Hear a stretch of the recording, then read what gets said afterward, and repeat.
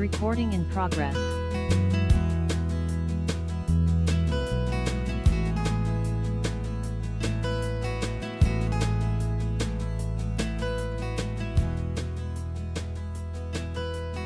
Please rise as you are able. I now call this meeting of City Council to order.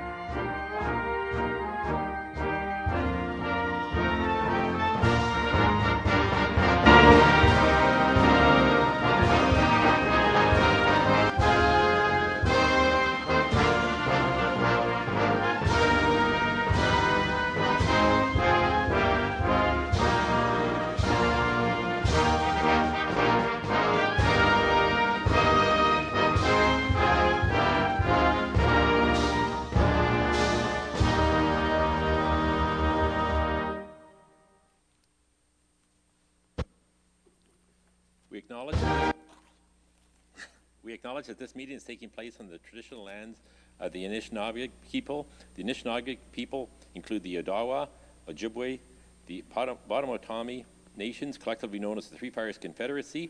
We are dedicated to honoring Indigenous history and culture and committed to moving forward in the spirit of reconciliation and respect for all First Nations, Métis, and Inuit people. You may be seated.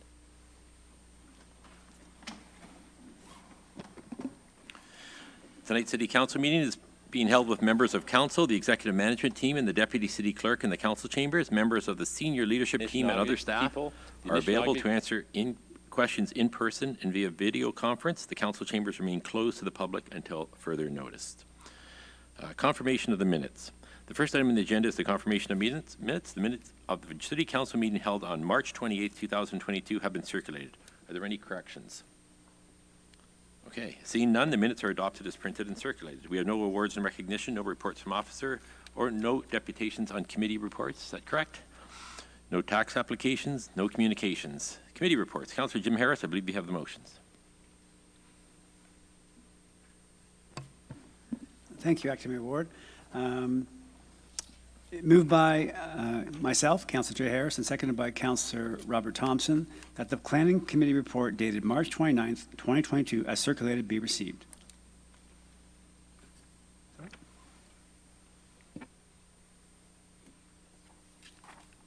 Moved by Councillor Harris, seconded by Councillor Thompson, that the Planning Committee report dated March 29th, 2022, as circulated, be received. There's an application for an official plan amendment and zoning bylaw for 315 and 323 Mapleview Drive West, and an application for a zoning bylaw amendment for 505, 511, 515, and 533 Yonge Street, Ward 8. Any comments or concerns? All in favor? Carried. Councillor Harris? Thank you.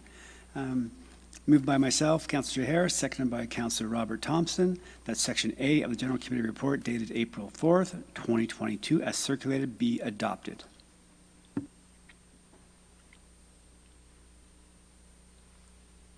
Moved by Councillor Harris, seconded by Councillor Thompson, that Section A of the General Committee report dated April 4th, 2022 is circulated to be adopted.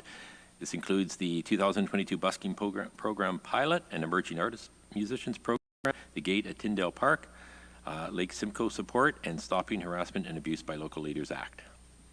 Any comments or questions? All in favor? It's carried. Councillor Harris. Thank you. Moved by myself, Jay Harris, and seconded by Councillor Robert Thompson, that Section B of the General Committee report dated April 4th, 2022, as circulated, be received.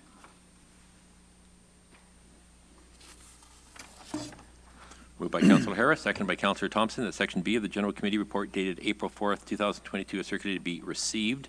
And this is the establishing of a Renters Committee. The item was lost at General Committee. Any comments or questions? All in favor?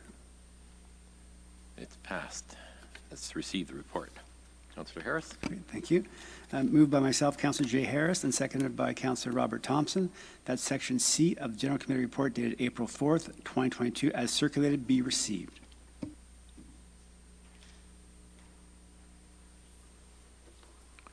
Moved by Councillor Harris, seconded by Councillor Thompson, that Section C of the General Committee Report dated April 4th, 2022, as circulated, be received. This is receiving the report of the potential purchase of the Barrie Jail, which is an item that lost at General Committee. Any comments or questions? All in favor? It carries. Councillor Harris. Thank you. Moved by myself, Councillor Jay Harris, and seconded by Councillor Robert Thompson, that Section A of General Committee Report dated April 11th, 2022, be adopted.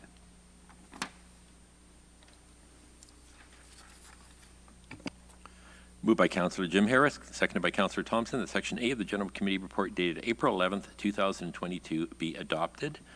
Earlier tonight, we adopted the Community Revitalization Fund application supporting the downtown BIA. Any comments or questions? All in favor? It is carried. Councillor Harris. Thank you. Moved by myself, Councillor Jay Harris, and seconded by Councillor Robert Thompson, that Section B of General Committee Report dated April 11th, 2022 be adopted.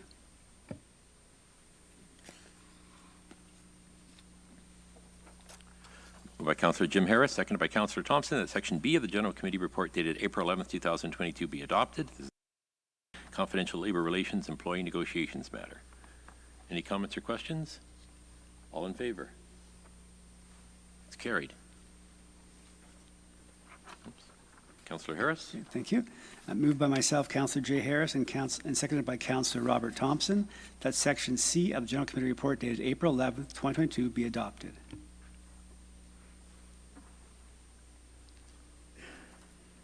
Thank you. Moved by Councillor Jim Harris, seconded by Councillor Thompson, that Section C of the General Committee Report dated April 11th, 2022 be adopted. And this is a confidential personal information matter, staff position review. Any comments or questions? All in favor? It's carried. Is that it? Thank you. Oh, is there another one? Okay. Councillor Harris? Thank you. Moved by myself, Councillor Jay Harris, and seconded by Councillor Robert Thompson. Just 1 second. Oh, okay. I should have said opposed on that last one. Was anybody opposed? Okay. Sorry. Yep. Thank you. Moved by myself, Councillor Jay Harris, and seconded by Councillor Robert Thompson, that leave be granted to introduce the following bills, and these bills be read a first, second, and third time this Nope. day. And Wait, finally, wait. No. Yeah. That's, yeah, we were finished. Okay. That takes care of all the committee reports. Got it. Deferred business, we have a direct motion, I believe.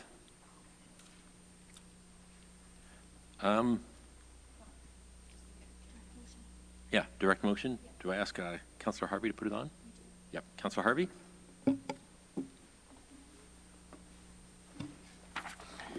Thank you, Acting Mayor Ward. Moved by myself, seconded by Councillor Harris.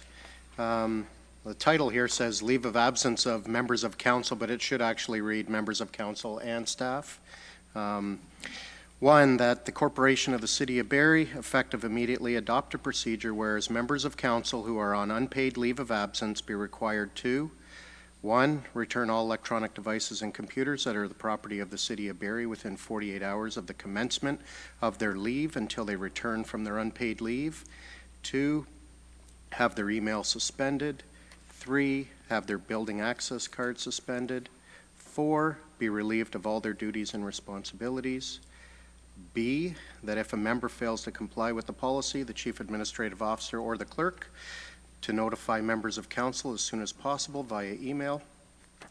C, that any member currently on unpaid leave be afforded 48 hours to comply upon the adoption of this policy. When a member of the council fails to return the electronic devices assigned to them within the prescribed time frame, the Chief Administrative Officer or the Clerk is to notify council as soon as possible via email. That while unpaid leave, members continue to be bound by the City Council and Committee member of Code of Conduct. 3, sub A, that the city's mobile device policy be updated to reflect that city staff whom are away from their positions on an unpaid leave or away for a period that exceeds 90 days to return their equipment unless they are working from home as approved by the CAO, and B, that the policy in relation to returning electronic devices also pertains to those members of council whom do not get re-elected following the last official day in office. And C, that the Chief Administrative Officer advise council once the policy has been updated.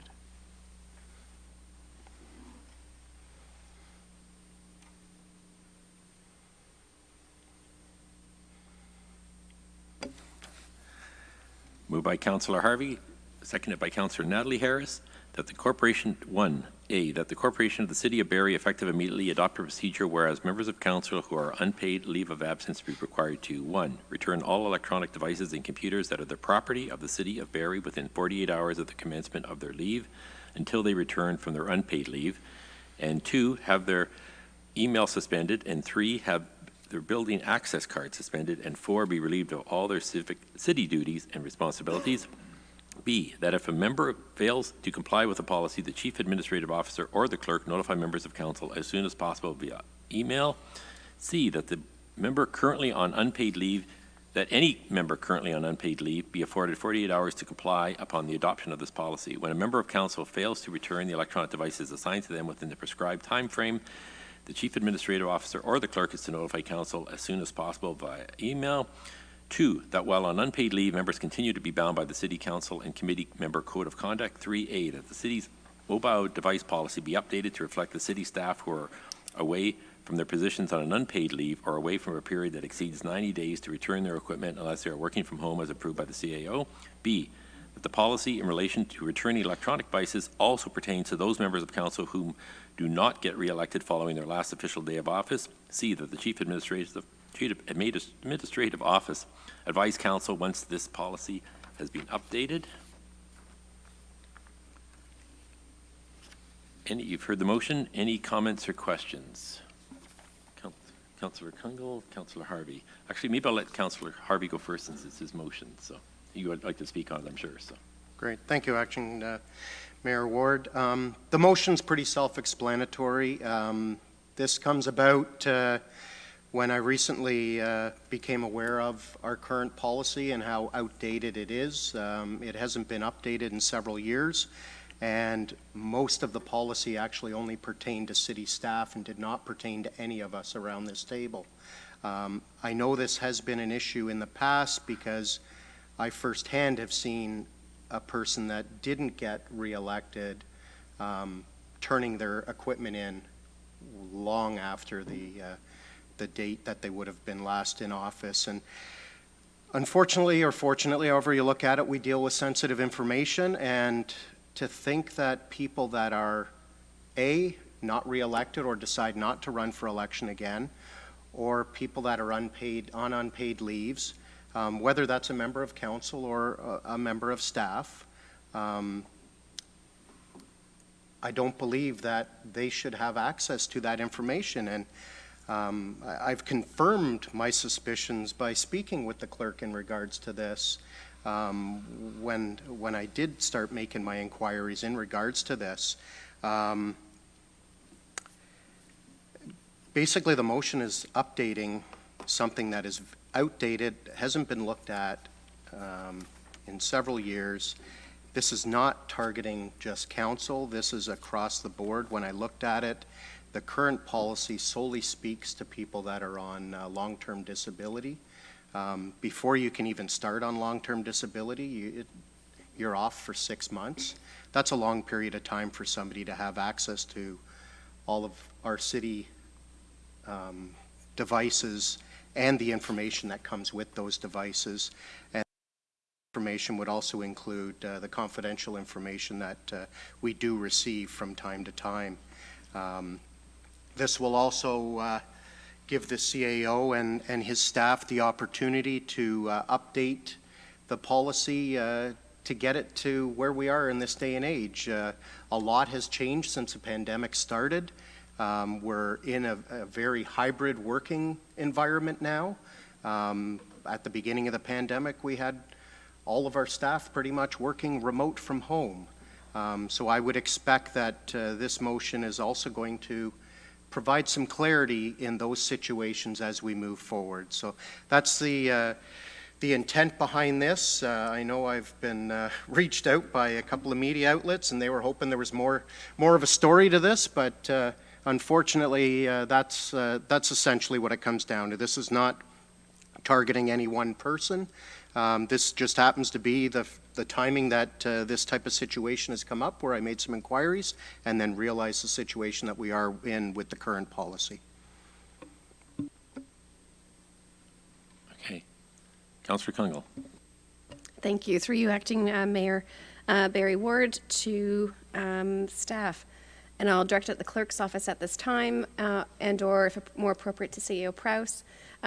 So with the commentary being about this wishing to be comprehensive of council and staff, do staff feel that they have an outdated policy or looking to amend this? I'm not aware of any cause or of concern around breach of privacy or misuse of technology.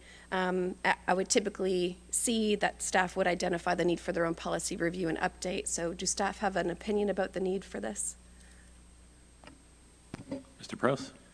Through you, Acting Mayor Ward, to Councillor Kungle, thank you for the question. I believe in staff's approach to this. If we felt that the policy was outdated, or requiring updating, we would proceed with that. Our approach to management, as it relates to leave of absences, unpaid or otherwise, continues to be around flexibility and discretion.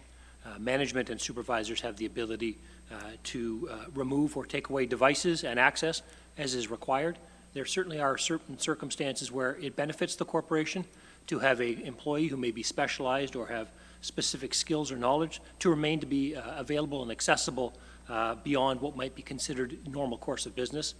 But I would say from a management perspective, we comply with, I think, what the intent of this approach is, and I can only really speak to staff. I think I would leave the council commentary up to council. Thank you. My only comment would be, unless I'm wrong, I'll ask the clerk to correct me. I've got full confidence in how staff are operating. I wouldn't be supporting this motion with the inclusion of the staff. I would leave that to CEO Prowse to bring something forward as needed. I also won't be supporting the motion as printed. There are nuances here, again, where even specific to some of the content quoted in the motion, I believe it's item number 4, be relieved from all their city duties and responsibilities. I believe we've seen situations with this council and previous council, maybe even with the beginning of the term of this council, where we've had both paid and unpaid leaves of absences. Regardless of the period of that time, I don't believe there is any cause for concern about the retention of technology. I don't recall there being a request for technology to be submitted. I'm not aware of any concern around how council is currently operating. But around being relieved from other city duties and responsibilities, my understanding is that as an elected official, even if we're on a leave, we're not necessarily excused from council. And regardless of that, I guess if there was a concern, we'd be using the tools at hand, be it integrity commissioners filing, should there be an issue with misuse of technology or access. But regardless of that, we don't have a policy, but we do have a provision in the Municipal Act where we need to get permission from council if we're going to miss 3 months of service. I don't believe we've hit that threshold, and I wouldn't support the motion because it actually doesn't work with an alignment to the Act. Okay, thank you. Councillor Thompson, then Councillor Rietma. Actually, Deputy Mayor Ward, I actually just notified. It was for Councillor Elwin who had to sign up. That. Okay, It wasn't sorry, me. I have trouble seeing the screen. So Councillor Elwin, and then Councillor Rietma. Thank you, Acting Mayor Ward. I appreciate it. I know it's hard to focus in on the Zoom participants as well, so I was trying to get your attention there. Thank you, Councillor Thompson, for that.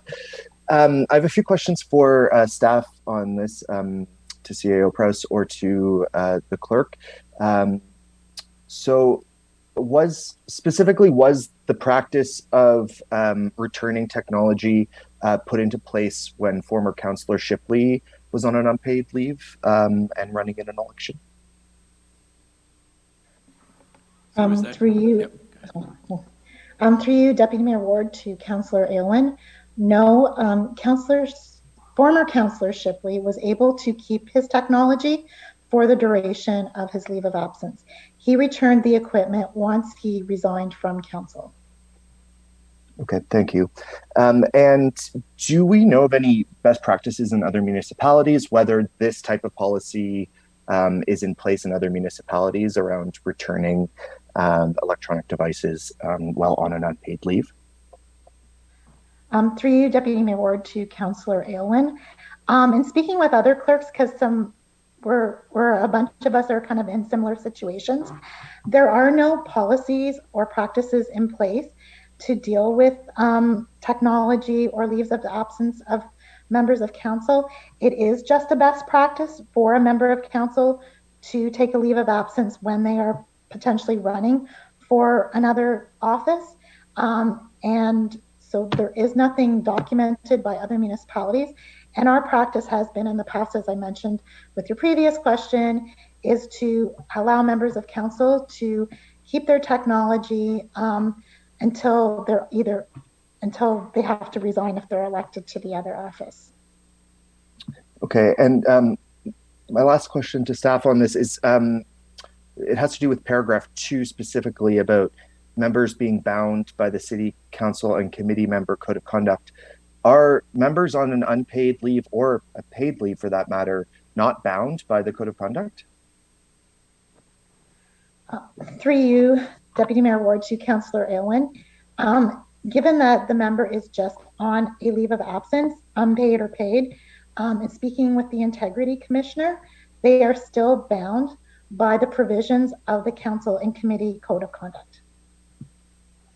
Okay, thank you. My last question, if Acting Mayor Ward will allow it, is to you specifically around continuity of business at the city, and if you feel like your work as acting mayor would rely on communication with the Mayor Lehman who's on an unpaid leave of absence, whether you feel it's important in terms of business continuity to keep that connection and to have Mayor Lehman have access to those devices. Sure, and I mean, Mayor Lehman made it very clear when he took his leave of absence that I'd be able to call him at any time to ask him things. I haven't had occasion to do so. I did when Councillor Shipley was off on his leave of absence. He said mainly the same things. I took over the responsibilities for Ward 3 at the time, and he did ask. I did reach out to him several times. I cannot honestly remember whether I called him on his city device or sent him an email at the city. I just can't remember anymore. But often quite a few times I'd reconnect with him and say, somebody complained about a stop sign at this intersection. Have you dealt with that already, or is this new? And things like this. So I was in frequent contact with them. I honestly can't remember what technology we were using. That was a few years ago. That's fair. I appreciate that answer. Thank you so much. With those answers and the answers to Councillor Kungol's questions around the policy change specifically, I can't support this item. I appreciate Councillor Harvey's explanation, but I can't help feel like this is a partisan motion, and I think it's unfortunate that it's before council this evening. I think there are more pressing issues that council has to deal with, and I just don't like the way that this has gone about, so I will not support it. Okay, thank you. Councillor Rietma? Thank you, Acting Mayor Ward. And I guess this is a question to staff, Mr. Prowse. The existing IT policy, it is applicable to staff, but it's also applicable to council members, if I'm not mistaken. Is that correct? CEO Prowse? Through you, Acting Mayor Ward, to Councillor Rietma, I'll defer questions around the policy itself to Mr. Nolan, who's here from IT. Okay. Through you, Deputy Mayor Ward. It does, in terms of the scope, at the beginning of the policy, it does indicate staff, council, and members of council and committees. Okay, thank you. I guess my follow-up question to that is, we have a fairly detailed motion in front of us. Is that motion sufficient? Does it cover everything? Does it do what needs to be done? And I guess maybe what I'm driving at is that the normal process would be that staff would give us a report and say, our current policy is inadequate, and for these reasons, this is what we recommend. But this is going the other way.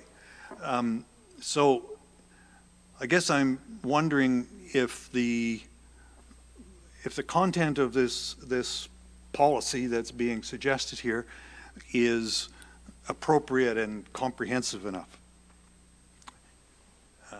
I don't know whether Mr. Prowse would like to answer that, or Mr. Nolan.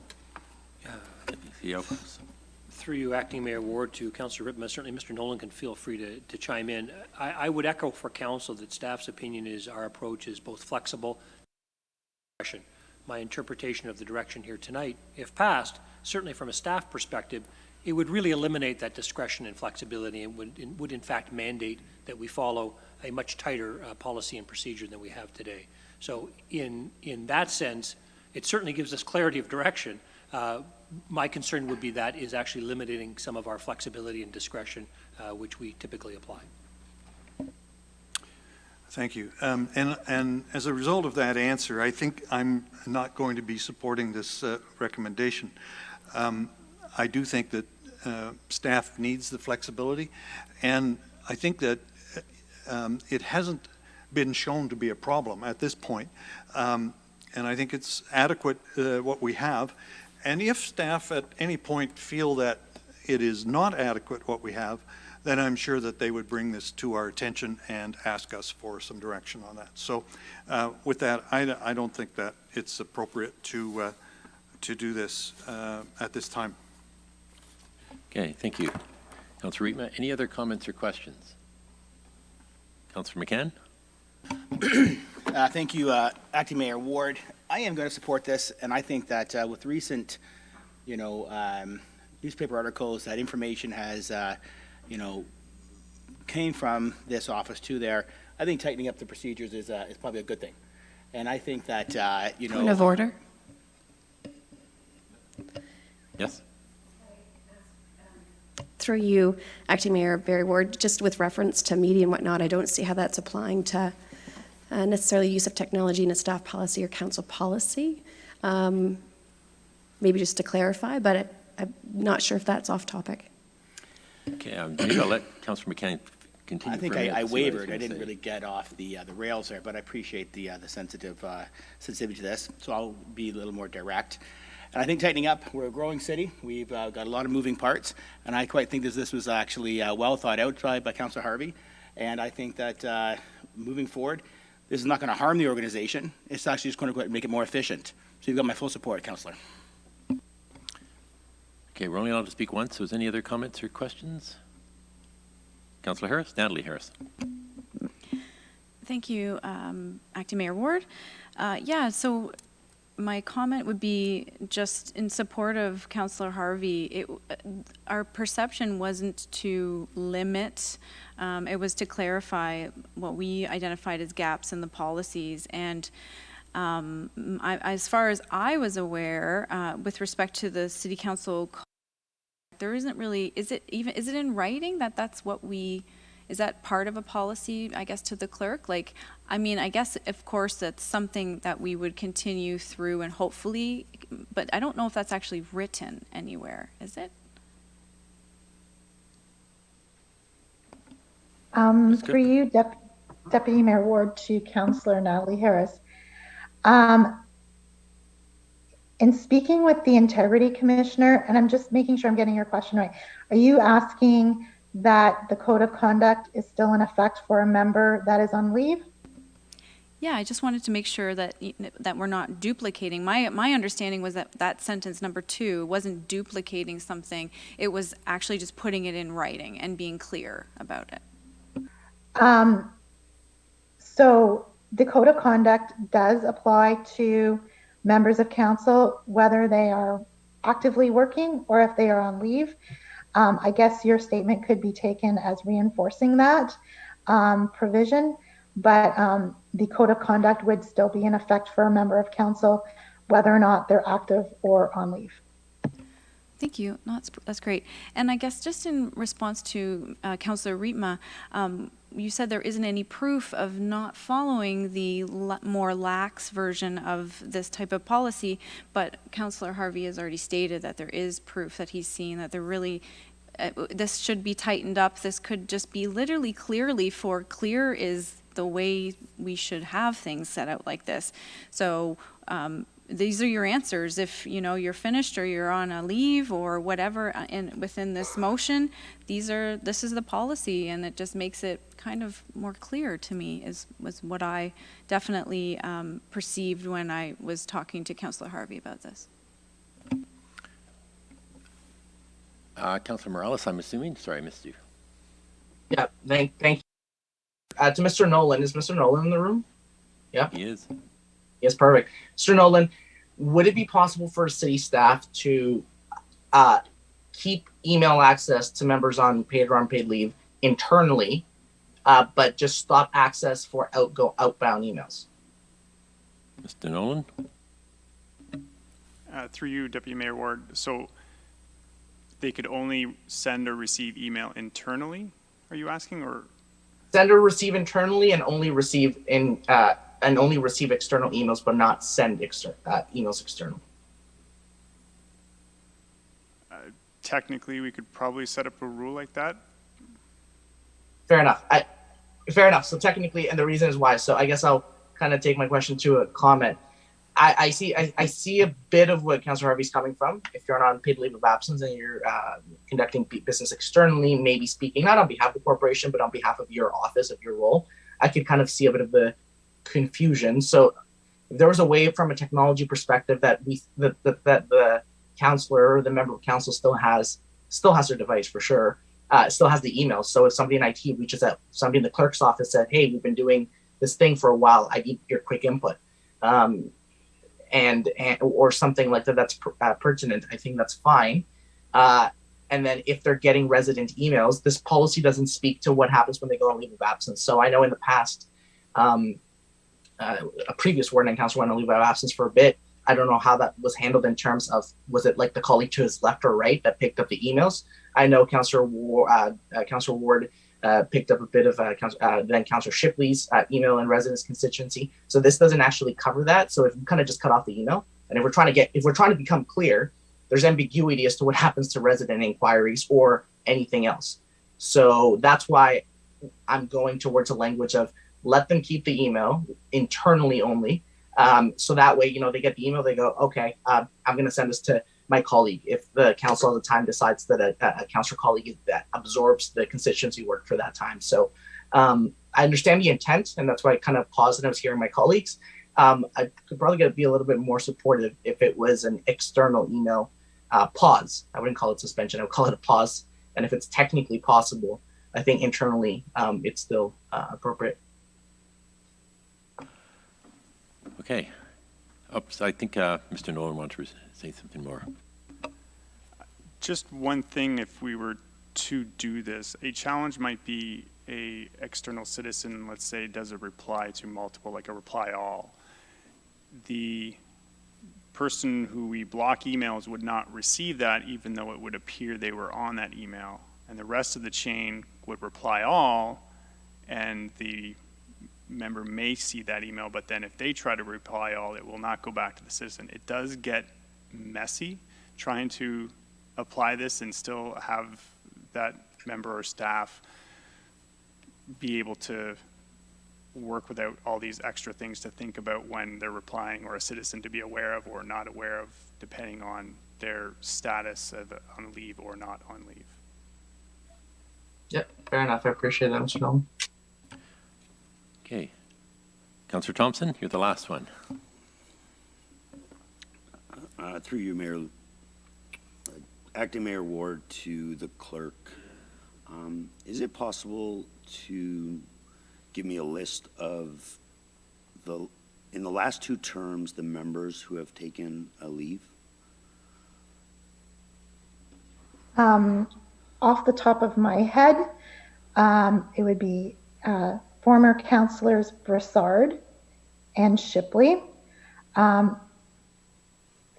Proust, when he was a member of council, and Councillor Natalie Harris took a short leave last summer.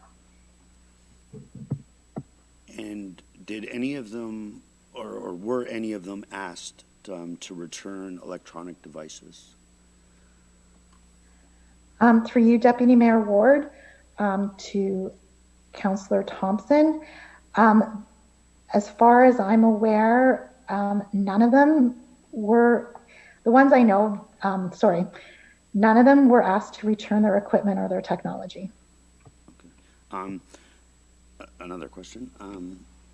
To you, CAO Prouse, and sorry to put you on the spot, I was just thinking about it. What would you say is the number one leave amongst staff and council? I know there would be two different answers, obviously, in the number of councils to staff, but would you, and if it's a personal thing and you can't say, like, because of confidentiality of staff, then I respect that, but would you have an idea of our number one? CEO Proust? Through you, Acting Mayor Ward, to Councillor Thompson, I'm going to take a shot in the dark because I don't have the data, but I would suspect it's probably maternity leave for staff. Okay. Yeah, see, I find that a little problematic where it almost becomes discriminatory against, because I would imagine that we have staff members that well on maternity leave or parental leave, whatever term, probably are still an asset to the corporation, and like you had mentioned earlier with specialty or important positions,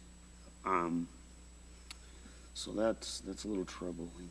And my last question is to the clerk, through you, Deputy Mayor Ward. Is there any business today that could require Mayor Lehman to return if needed? Ms. Cook? Through you, Deputy Mayor Ward, to Councillor Thompson, there's always the potential that there could be something that crops up that may require Mayor Lehman's attention. For example, him and I are signing authorities for the corporation, and he may have missed signing a document. And to keep that continuity, we would have to call him back in to have him sign possibly. And also, just there could be questions that arise that are directed to the mayor specifically, and he may be the only one that has the knowledge base to provide an answer. So there has to be that ability, even while on a leave of absence, to reach out to him. With the answers I got, I just find it, I can't support this the way it's written. Now, I agree we need to look at policies and procedures and stuff, and that broader conversation is always welcome. But I think right now isn't the time to do that. For going forward to another council and starting off the term, but just looking at, we've had members in this term that didn't, have to return their devices. So for that reason, I won't be supporting it. I would prefer a consistent approach. Thank you, Councillor Thompson. Councillor Jim Harris, I missed you earlier. Oops, sorry. If I have an opportunity to interrupt, given the new information that I've just learned that I wasn't aware of, I will withdraw my motion. Okay, is that, maybe you can just check with the clerk, that's technically possible? I just don't know how it works. Yep, they can withdraw it?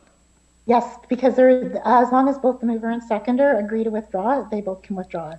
Okay, so Councillor Harris, you agree? Yes. Okay. We weren't aware of that before. That Okay. portion, yeah. Then it's withdrawn. Sorry, Jim. Okay. Okay. So that is withdrawn.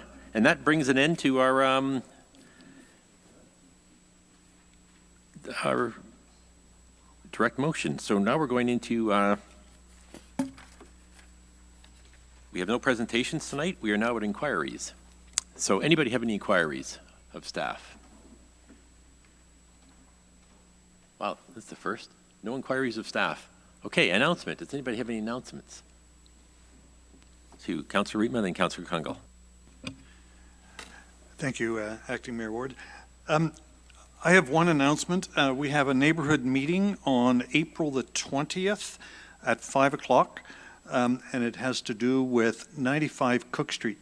And for residents in that area, they'll recognize that as being the former St. Giles Church property where there is a development proposal. You need to register on the city's website in order to attend. It's a virtual meeting. So that's April the 20th at 5 o'clock. Okay, thank you. Councillor Kungle. Thank you. I have a few announcements. I'll share them now. They're typically around the week of April 20th, but with the long weekend holiday, I didn't want to miss the opportunity to thank staff, but also announce that I'm not sure, but other members of council getting a lot of questions about the LDD, formerly known as the Gypsy Moth, and approaches. There is a free webinar booked on April the 20th. This has got a wealth of great information through the City of Barrie website. You can search and find for that. I'll post it on my Kungle Cares Facebook page, but I know communications has gone out and several residents are looking for that. So perhaps fellow members of council, we can help to push that out. But April 20th, I believe 6:30 p.m., there's a free webinar that will take residents through how to approach managing that if it is impacting your property. And I believe more to come from city staff shortly on that. The other one is there's a really great community event happening on April 22nd and 23rd at 9 Churchill Drive at My Local Leaf. This is a Living Green initiative for Earth Day. Please check out their website. I mention it because through that collaboration, some city programming will also be highlighted. Residents, if you're going there, check out Living Green's website. Native species will be sold. There'll be a tour of the garden, some communications about opportunities to get more involved. Several organizations will also be supporting a sign up. So if you want to volunteer or get connected to, I believe, Urban Pantry, the Janice Lake and Community Garden, or even pick up your registration form for the City of Barrie's Communities in Bloom program, which is also free, and we're welcoming you to showcase your gardens again this year. You can pick them up at the garden. That's April 22nd and 23rd. Specific to Ward 3, I've got two announcements. April 24th, the Sunday, from 12 till 2, we're doing a spring cleanup. You are invited to join me at the East Bayfield Community Park, so behind the basketball courts, for cleanup. Thank you to sponsors and the City of Barrie for making that happen, and a great shout out to, I believe, a Cleanup Barrie, Jen and the group there. If you didn't get to register an event in your community, you can reach out to me, but there are opportunities to still kind of get involved and do some cleanup initiatives. In Ward 3, thank you to residents and also Kira Brooks with Barrie Police. We've had a significant vandalism issue happening over the weekend. It amazes me how it happened, but just to get awareness out there, 2 points. We've had a couple of large community Canada Post boxes tipped over on Livingston Street East. It must have taken some effort to do it, but we've also seen a lot of vandalism to utility boxes. So this is letting residents know if you reach out. We have issued tickets to Canada Post to actually fix those areas, but if they do affect you around access to your mail service, and you are looking for an update, I believe they are trying to have those two sites serviced on Brownwood Drive and Livingston Street East and close to Stoller Boulevard and Livingston Street East. They should be fixed by April 14th, and we will do a follow-up, and thank you to Doug Shipley's office for working with me on that. On that note, because we are seeing quite a lot of tagging still in the area and graffiti, as well as vandalism, some great conversation and maybe a public message through Barrie Police. they have an online tool where you can register your personal home security cameras. And so that helps to look up should anything happen in a neighborhood, if there's any resources through Barrie Police by being able to identify if you've got a camera, helping us to kind of get down to resolving some of these issues. So again, just through the Barrie Police website, there is a new online tool, and residents are welcome to go in and actually register that they've got a camera. That might help as a different approach to a community watch. And I think that's everything. Just congratulations to our junior Sharks. I believe we came up with a silver medal for our under 15 group. I hope I got that right. I didn't have it in front of me, but really great performance through our Sharks. A great hockey season, and thanks for showcasing that, and to facility staff that also hosted, I believe, a provincial hockey tournament at our facilities over the weekend. Thank you. Any other announcements?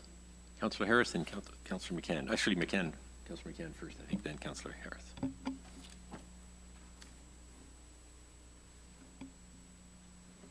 Or Councillor Harris first. Thank you, Acting Mayor Ward. Just wanted to take a quick moment to thank and recognize staff. Just on April 7th, it closed, but the Recreation, Sport, and Community Grant Program, which is something that this council had moved, and it actually passed on consent, so I didn't get a chance to mention it when it came through last time, but it's a great addition, and we know that we had some groups come to us, and we didn't have a really good process for adjudicating, asks for recreation, sport, and community type grants. And so this is wonderful to have this process. And I know it closed, and I know May 11th, there'll be some awards from this grant. So looking forward to hearing who are the first, or who is the first recipient of the Recreation, Sport, and Community Grant Program funding. So thank you again to staff for putting this together in such a fulsome way and in such a quick order. So thank you. Thank you, Councillor Jim Harris. Councillor McCann, did you have something?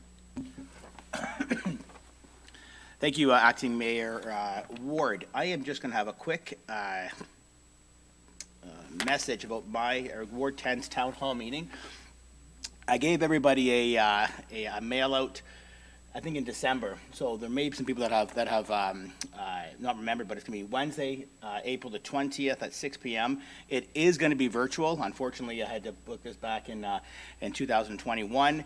You can go to my political website, which is mccanbarry.com, and there'll be a link there sometime later this week, early next week.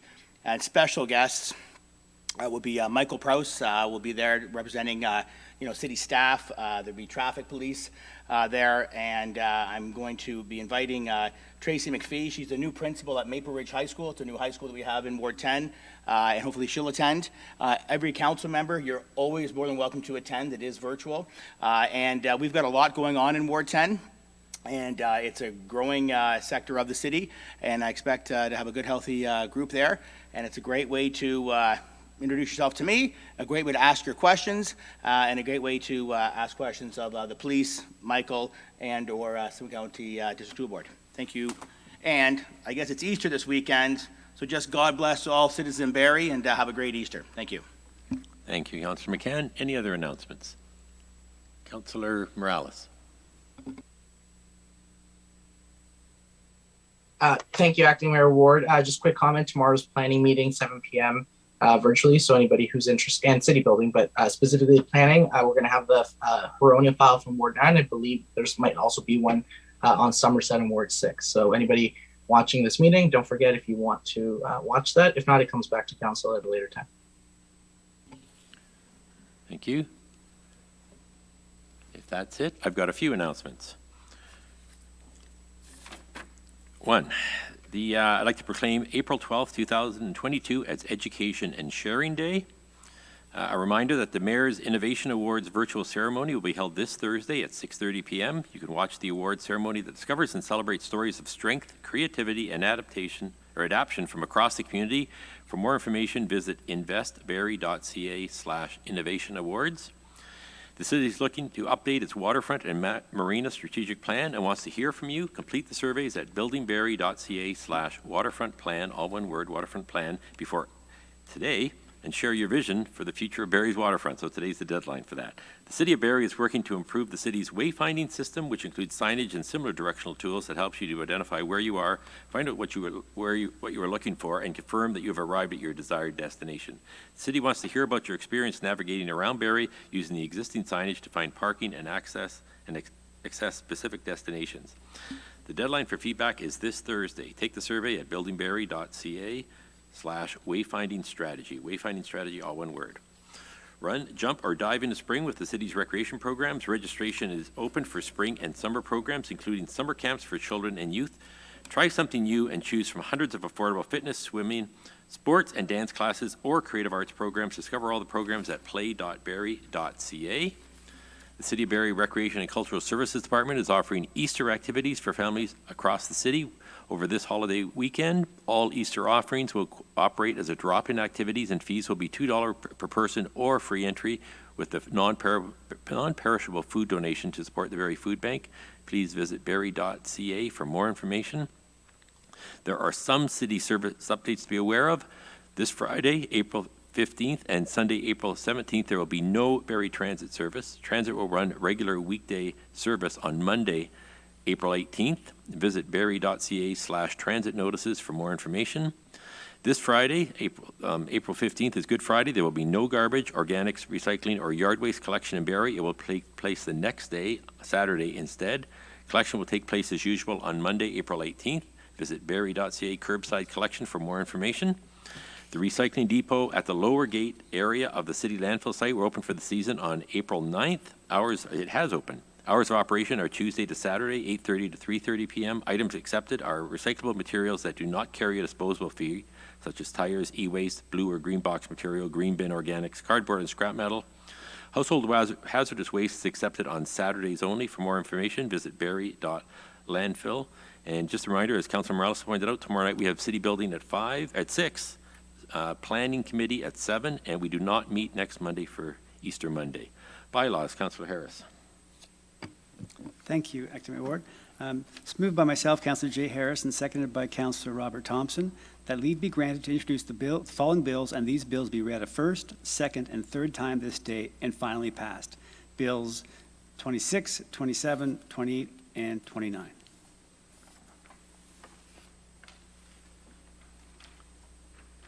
Thank you. Moved by Councillor Harris, Councillor Jim Harris, seconded by Councillor Thompson, that leave be granted to introduce the following bills, and these bills be read a first, second, and third time this day and finally passed. Bill 26, 27, 28, and 29. Any comments or questions? All in favor? Opposed? Carried. Councillor Harris? Jim? Yep. Doing so well. Moved by myself, Councillor Jay Harris, and seconded by Councillor Robert Thompson. Confirmation bylaw, that leave be granted to introduce the following bill, and this bill be read a first, second, and third time this day and finally passed. Bill 30.